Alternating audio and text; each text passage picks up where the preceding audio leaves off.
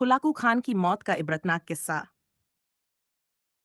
दुनिया का सबसे जालिम और वहशी इंसान हुलाकू खान अपने घोड़े पर शान से बैठा हुआ था। चारों तरफ तातारी फौज की कतारें खड़ी थीं। सबसे आगे हुलाकू खान का घोड़ा खड़ा था और उसके सामने मुसलमान कैदियों की 3 कतारें खड़ी थीं। आज हुलाकू खान ने अपने हुक्म से इन सबको कत्ल होते देखना था। फिर वह जालिम बोला, इनके सर कलम कर दो। जल्लादों ने लोगों के सिर काटने शुरू कर दिए। पहली कतार में एक की गर्दन कटी, फिर दूसरे की, तीसरे और चौथे की भी। पहली कतार में एक बेगुनाह बूढ़ा, गरीब कैदी खड़ा था जो अपने घर का अकेला कमाने वाला था।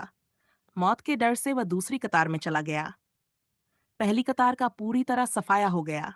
हुलाकू खान की नजर उस बूढ़े पर पड़ गई थी जो पहली कतार से डरकर दूसरी कतार में आ गया था। हुलाकू अपने घोड़े पर बैठा हुआ था, हाथ में भारी गदा लिए उसे उछाल उछाल कर खेल रहा था और मुसलमानों के कत्ल को देखकर अपनी दरिंदगी से लुत्फ ले रहा था। जल्लादों ने अब दूसरी कतार पर हमला किया। गर्दनें गिरने लगीं, खून की धारें जमीन पर बहने लगीं। बूढ़े ने देखा कि अब उसकी बारी भी आने वाली है, तो वह भागकर तीसरी कतार में चला गया।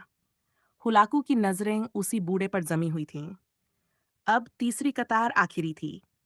हुलाकू सोच रहा था कि अब यह कहाँ भागेगा। मैंने लाखों लोगों को मार डाला, ये कब तक बचेगा। जल्लाद अब तीसरी कतार पर टूट पड़े। बूढ़े के पास पहुंचते ही हुलाकू की आवाज गूंजी, रुक जाओ, इसे अभी कुछ मत कहो।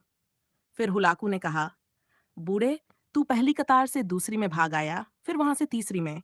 अब बता, आगे तो कोई कतार नहीं है, अब तू कहाँ भागेगा। तुझे मुझसे कौन बचाएगा।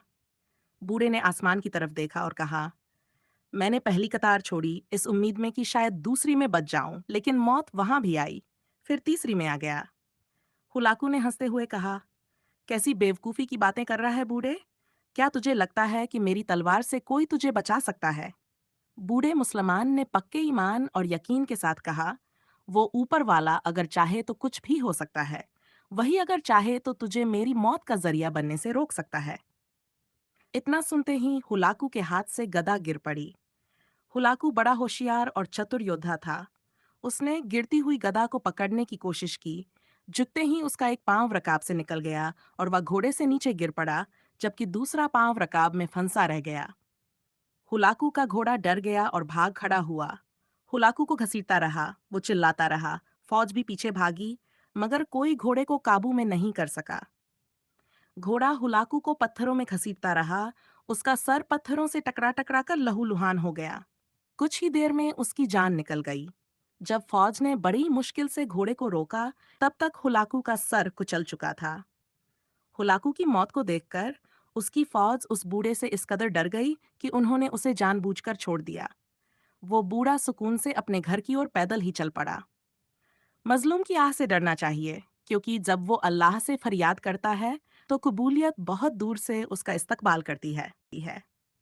ये कहानी तमाम ईमान वालों और खासकर कानून व इंसाफ के रखवालों के लिए एक सबक है। ऐसे और भी जानकारीपूर्ण और रोचक घटनाओं से जुड़े रहने के लिए हमारे चैनल को सब्सक्राइब करें।